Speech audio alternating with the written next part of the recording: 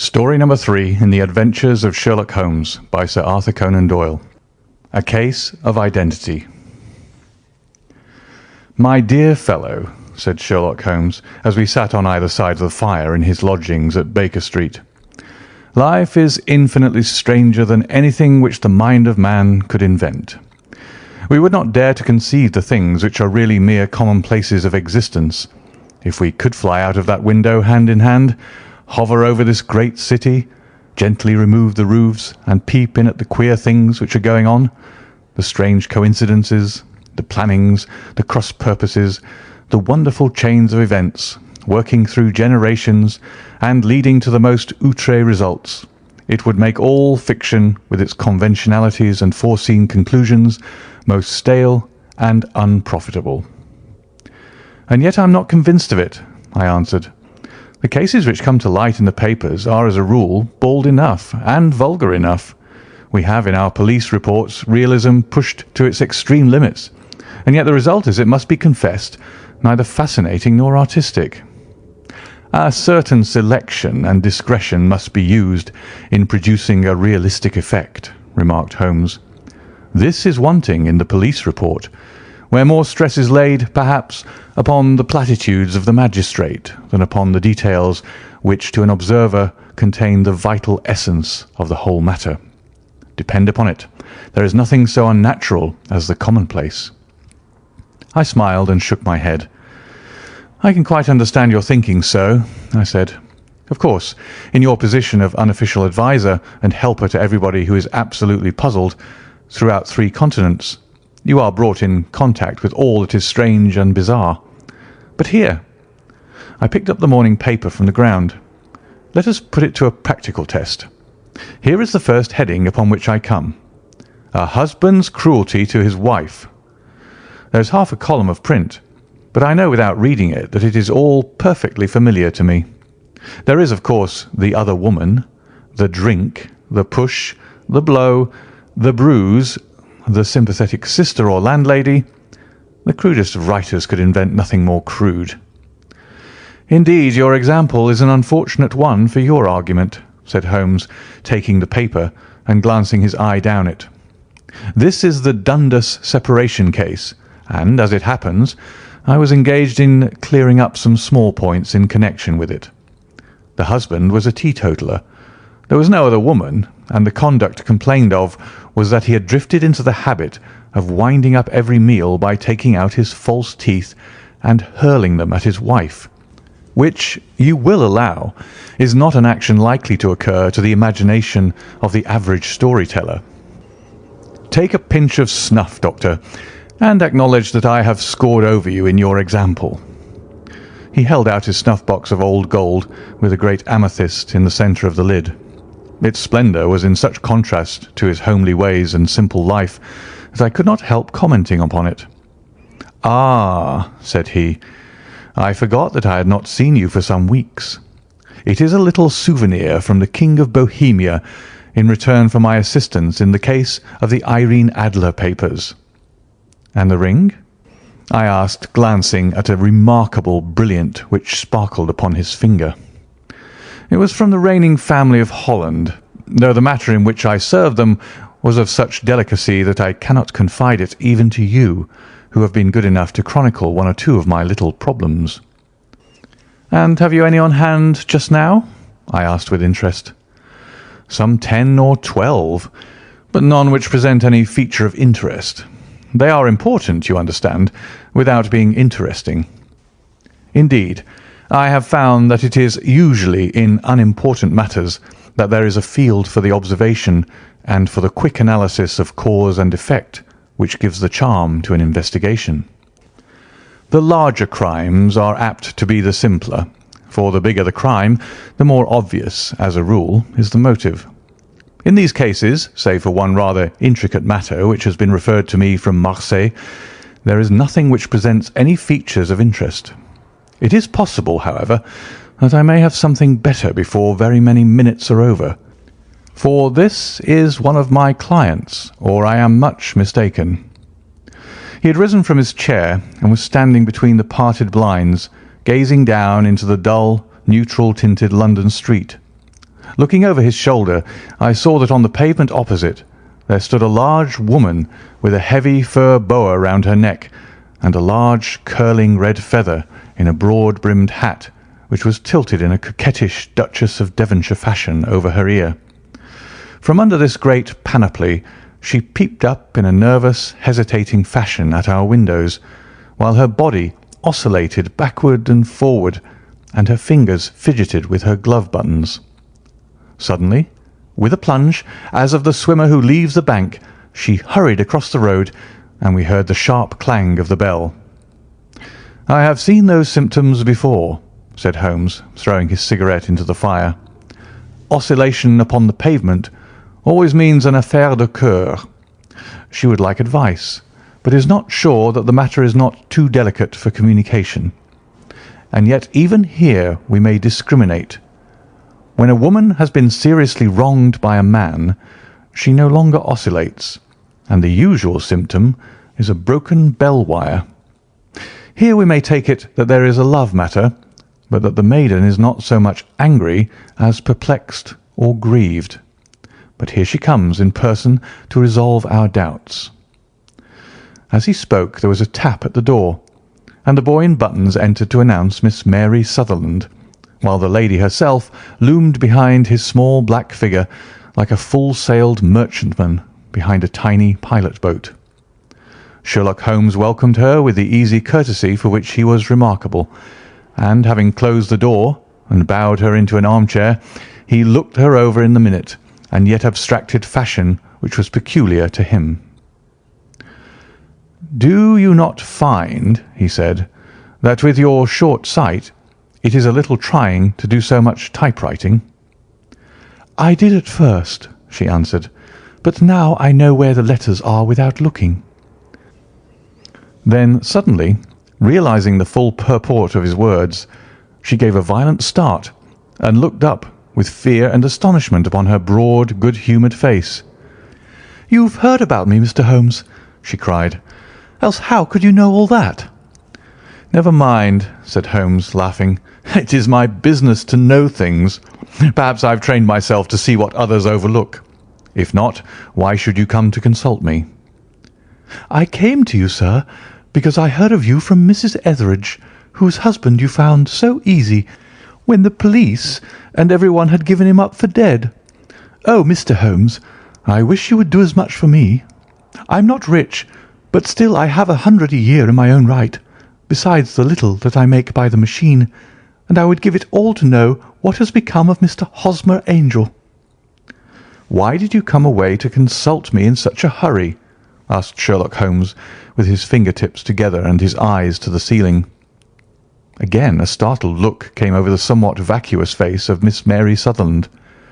"Yes, I did bang out of the house," she said, "for it made me angry to see the easy way in which Mr. Windibank, that is, my father, took it all.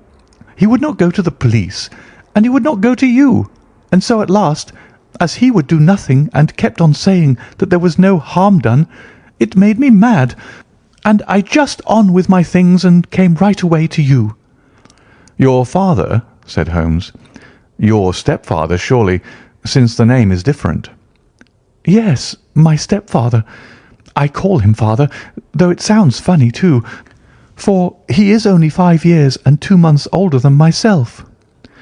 "And your mother is alive?" "Oh, yes, mother is alive and well.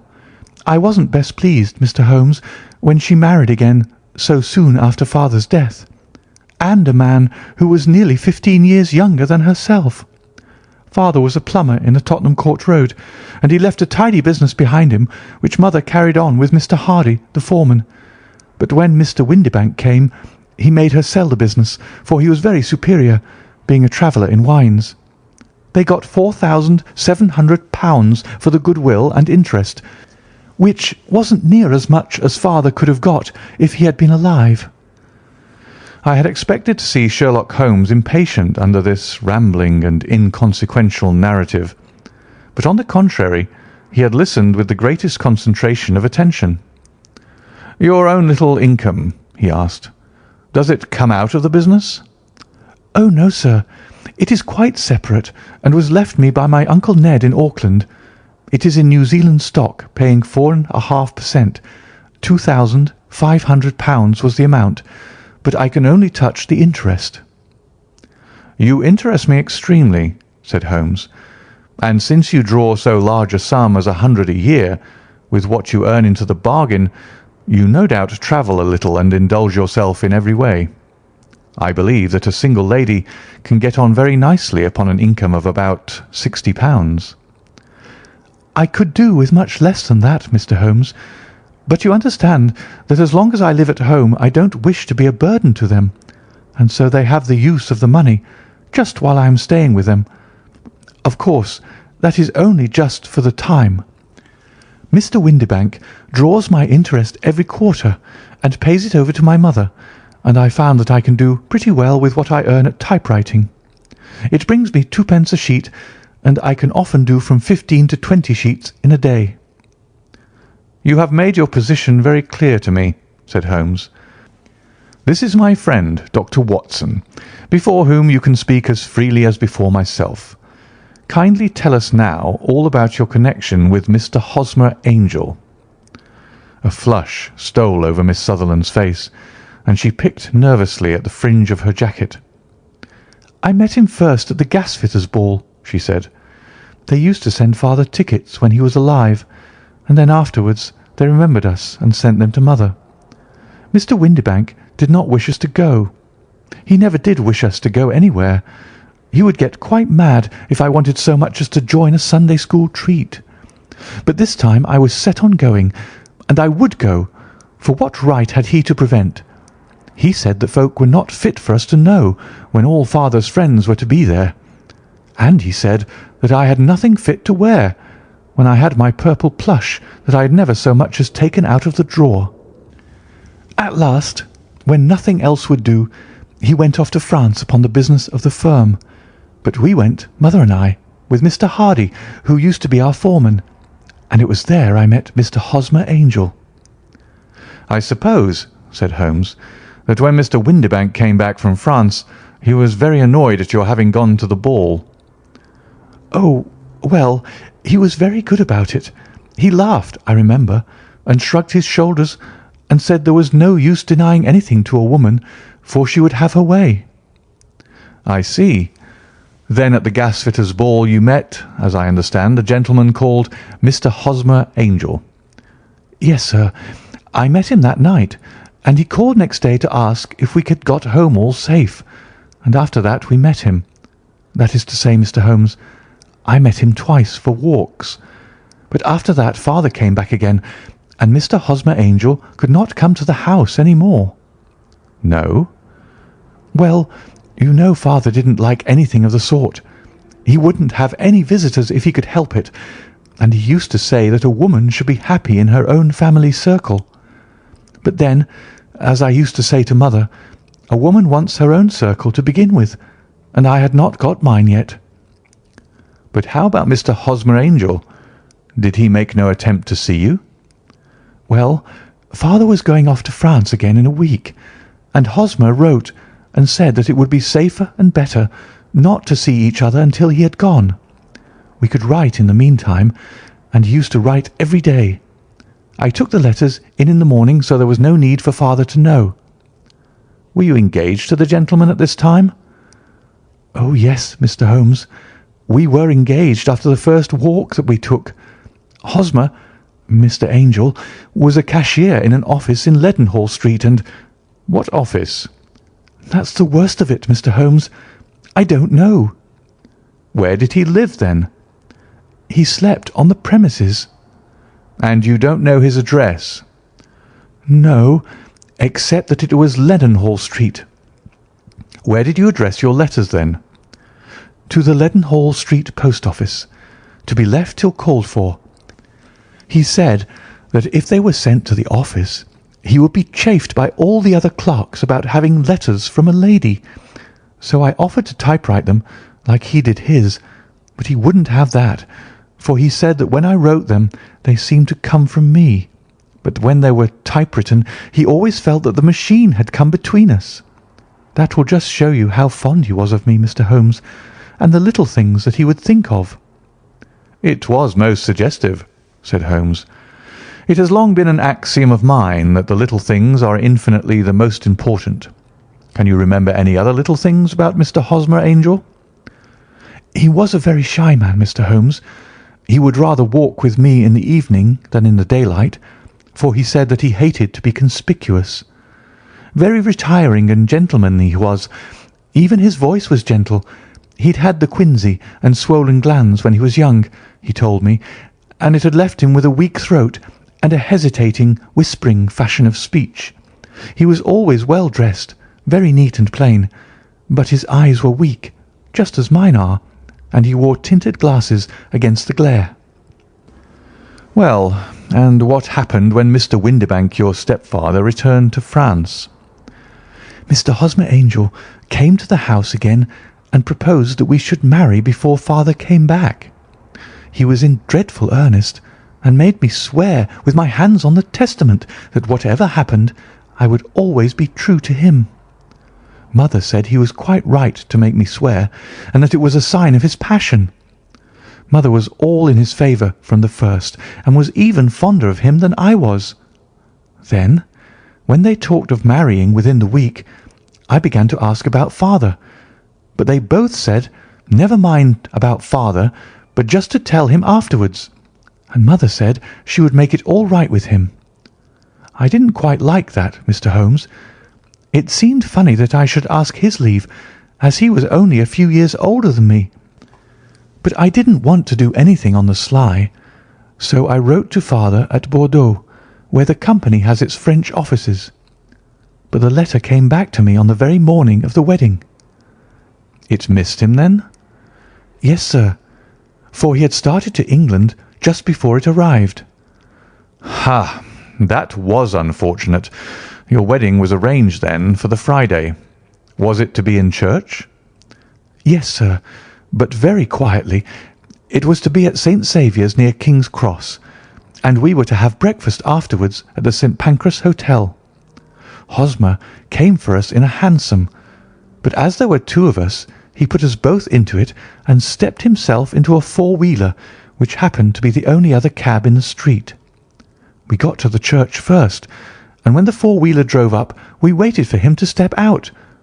But he never did, and when the cabman got down from the box and looked, there was no one there.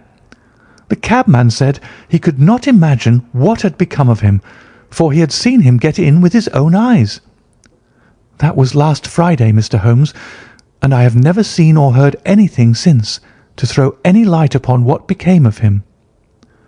"It seems to me that you have been very shamefully treated," said Holmes. "Oh, no, sir. He was too good and kind to leave me so. Why, all the morning he was saying to me that whatever happened, it was to be true, and that even if something quite unforeseen occurred to separate us, I was always to remember that I was pledged to him and that he would claim his pledge sooner or later. It seems strange talk for a wedding morning, but what has happened since gives a meaning to it." "Most certainly it does. Your own opinion is, then, that some unforeseen catastrophe has occurred to him?" "Yes, sir. I believe that he foresaw some danger, or else he would not have talked so. And then I think that what he foresaw happened." "But you have no notion as to what it could have been?" "None." "One more question. How did your mother take the matter?" "She was angry, and said that I was never to speak of the matter again."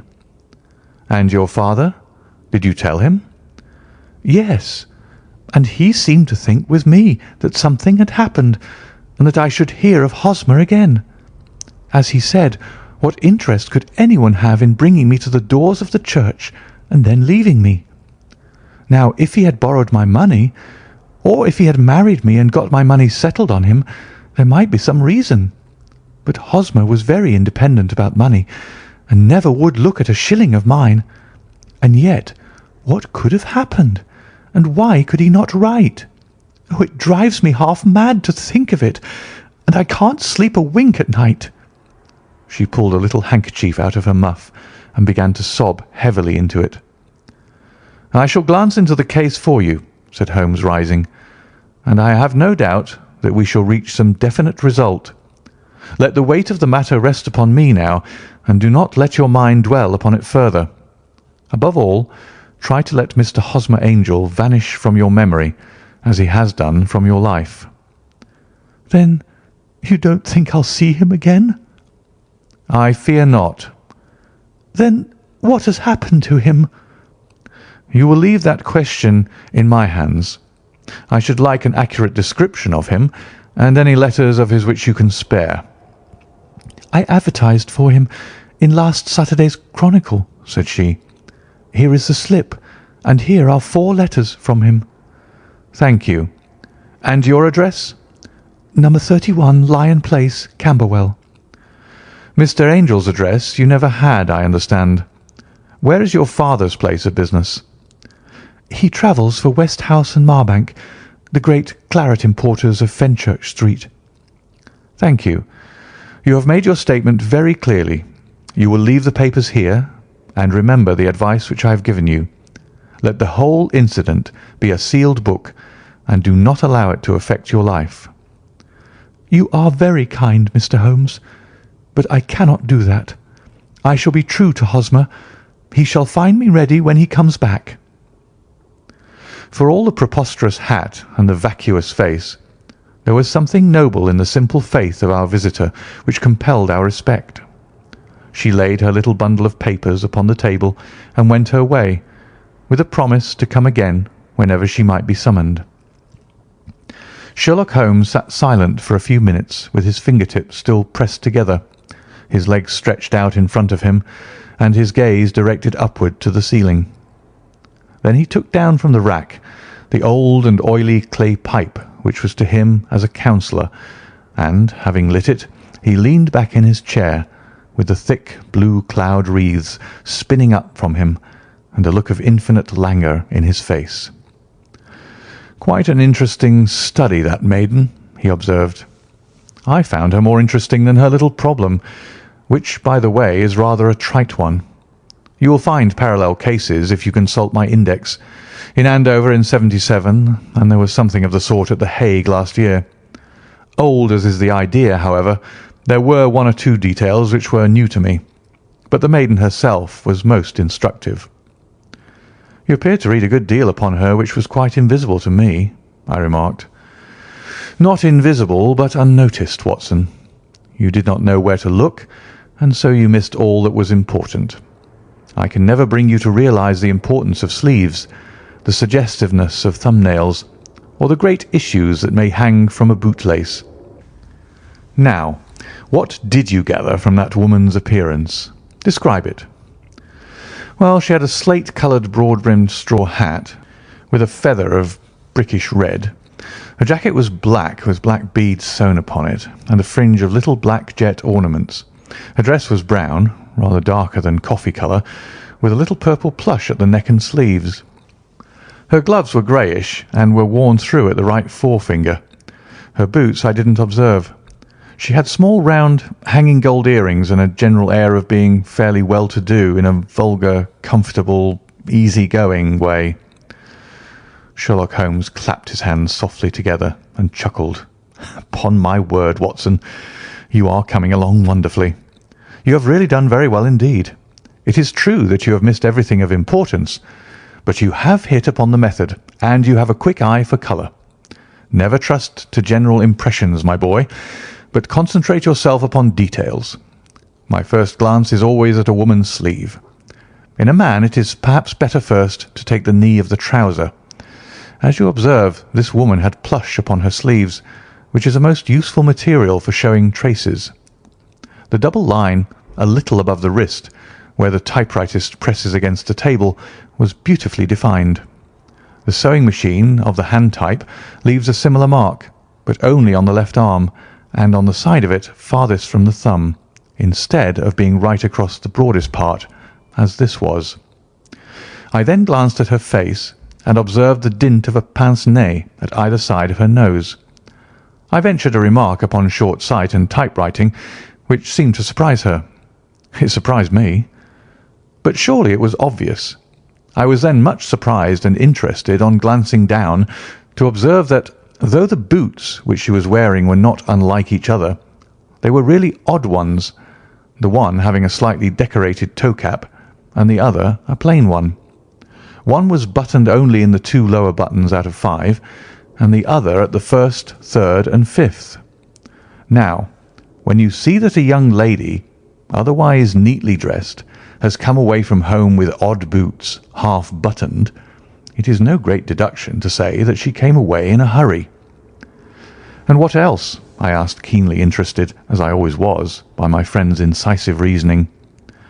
"I noted in passing that she had written a note before leaving home, but after being fully dressed. You observed that her right glove was torn at the forefinger, but you did not apparently see that both glove and finger were stained with violet ink. She had written in a hurry and dipped her pen too deep. It must have been this morning, or the mark would not remain clear upon the finger. All this is amusing, though rather elementary, but I must go back to business, Watson. Would you mind reading me the advertised description of Mr. Hosmer Angel?" I held the little printed slip to the light. "Missing," it said, "on the morning of the 14th, a gentleman named Hosmer Angel, about 5'7" in height, strongly built, sallow complexion, black hair, a little bald in the centre, bushy, black side whiskers and moustache, tinted glasses, slight infirmity of speech, was dressed when last seen in black frock coat faced with silk, black waistcoat, gold Albert chain and grey Harris tweed trousers, with brown gaiters over elastic-sided boots. Known to have been employed in an office in Leadenhall Street. Anybody bringing—" "That will do," said Holmes. "As to the letters," he continued, glancing over them, "they are very commonplace. Absolutely no clue in them to Mr. Angel, save that he quotes Balzac once. There is one remarkable point, however, which will no doubt strike you." "They are typewritten," I remarked. "Not only that, but the signature is typewritten. Look at the neat little Hosmer Angel at the bottom. There is a date, you see, but no superscription except Leadenhall Street, which is rather vague. The point about the signature is very suggestive. In fact, we may call it conclusive." "Of what?" "My dear fellow, is it possible you do not see how strongly it bears upon the case?" "I cannot say that I do, unless it were that he wished to be able to deny his signature if an action for breach of promise were instituted." "No, that was not the point. However, I shall write 2 letters, which should settle the matter. One is to a firm in the city, the other is to the young lady's stepfather, Mr. Windibank, asking him whether he could meet us here at 6 o'clock tomorrow evening. It is just as well that we should do business with the male relatives. And now, Doctor, we can do nothing until the answers to those letters come, so we may put our little problem upon the shelf for the interim." I had had so many reasons to believe in my friend's subtle powers of reasoning and extraordinary energy in action that I felt that he must have some solid grounds for the assured and easy demeanour with which he treated the singular mystery which he had been called upon to fathom. Once only had I known him to fail, in the case of the King of Bohemia and of the Irene Adler photograph. But when I looked back to the weird business of the Sign of the Four, and the extraordinary circumstances connected with the study in scarlet, I felt that it would be a strange tangle indeed which he could not unravel. I left him then, still puffing at his black clay pipe, with the conviction that when I came again on the next evening, I would find that he held in his hands all the clues which would lead up to the identity of the disappearing bridegroom of Miss Mary Sutherland. A professional case of great gravity was engaging my own attention at the time, and the whole of the next day I was busy at the bedside of the sufferer. It was not until close upon 6 o'clock that I found myself free and was able to spring into a hansom and drive to Baker Street, half afraid that I might be too late to assist at the dénouement of the little mystery. I found Sherlock Holmes alone, however, half asleep, with his long, thin form curled up in the recesses of his armchair.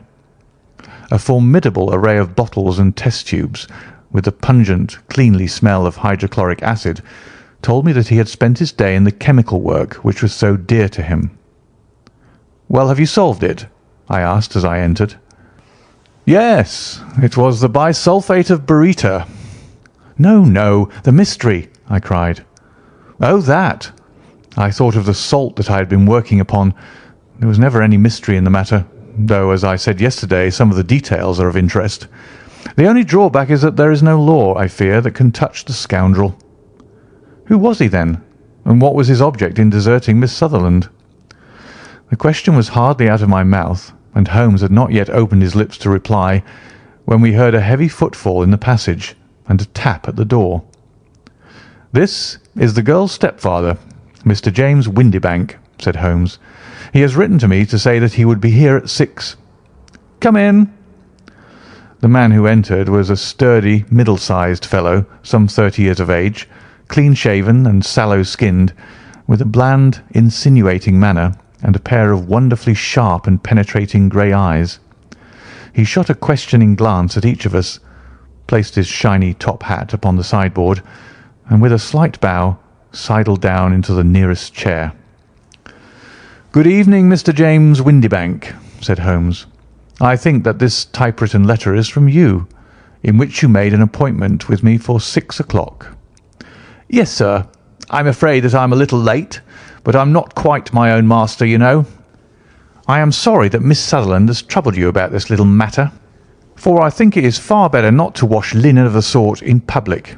It was quite against my wishes that she came, but she is a very excitable, impulsive girl, as you may have noticed, and she is not easily controlled when she's made up her mind on a point. Of course, I did not mind you so much, as you are not connected with the official police, but it is not pleasant to have a family misfortune like this noised abroad. Besides, it is a useless expense, for how could you possibly find this Hosmer Angel?"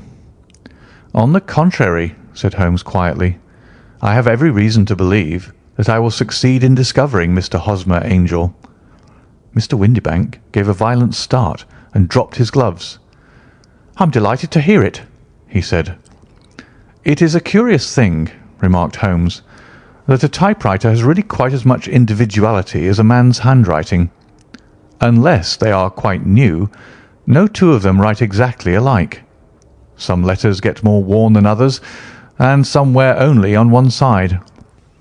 Now, you remark in this note of yours, Mr. Windibank, that in every case there is some little slurring over of the E and a slight defect in the tail of the R. There are 14 other characteristics, but those are the more obvious. We do all our correspondence with this machine at the office, and no doubt it is a little worn," our visitor answered, glancing keenly at Holmes with his bright little eyes. "And now I will show you what is really a very interesting study, Mr. Windibank," Holmes continued. "I think of writing another little monograph some of these days on the typewriter and its relation to crime. It is a subject to which I have devoted some little attention. I have here 4 letters which purport to come from the missing man. They are all typewritten. In each case, not only are the E's slurred and the R's tailless, but you will observe, if you care to use my magnifying lens, that the 14 other characteristics to which I have alluded are there as well." Mr. Windibank sprang out of his chair and picked up his hat. "I cannot waste time over this sort of fantastic talk, Mr. Holmes," he said. "If you can catch the man, catch him, and let me know when you have done it." "Certainly," said Holmes, stepping over and turning the key in the door. "I let you know, then, that I have caught him." "What? Where?" shouted Mr. Windibank, turning white to his lips and glancing about him like a rat in a trap. "Oh, it won't do, really it won't," said Holmes suavely. "There is no possible getting out of it, Mr. Windibank. It is quite too transparent, and it was a very bad compliment when you said that it was impossible for me to solve so simple a question. That's right. Sit down and let us talk it over." Our visitor collapsed into a chair with a ghastly face and a glitter of moisture on his brow. It's not actionable," he stammered. "I am very much afraid that it is not. But between ourselves, Windibank, It was as cruel and selfish and heartless a trick in a petty way as ever came before me. Now let me just run over the course of events, and you will contradict me if I go wrong." The man sat huddled up in his chair with his head sunk upon his breast, like one who is utterly crushed. Holmes stuck his feet up on the corner of the mantelpiece and, leaning back with his hands in his pockets, began talking, rather to himself, as it seemed, than to us. "The man married a woman very much older than himself for her money," said he, "and he enjoyed the use of the money of the daughter as long as she lived with them. It was a considerable sum for people in their position, and the loss of it would have made a serious difference. It was worth an effort to preserve it.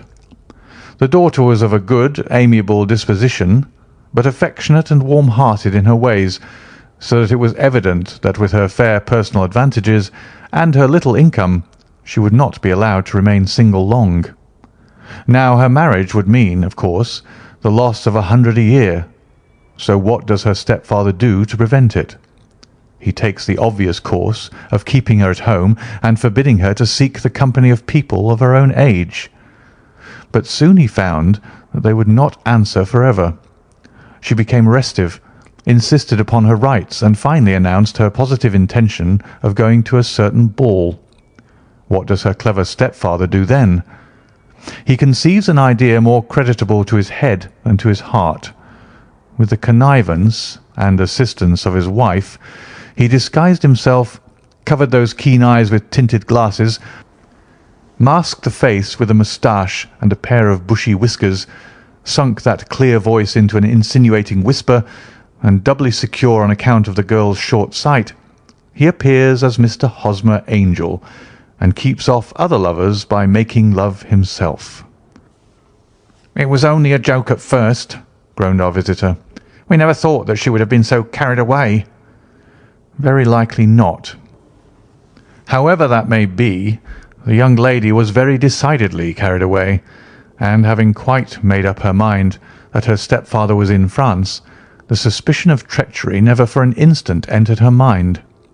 She was flattered by the gentleman's attentions, and the effect was increased by the loudly expressed admiration of her mother.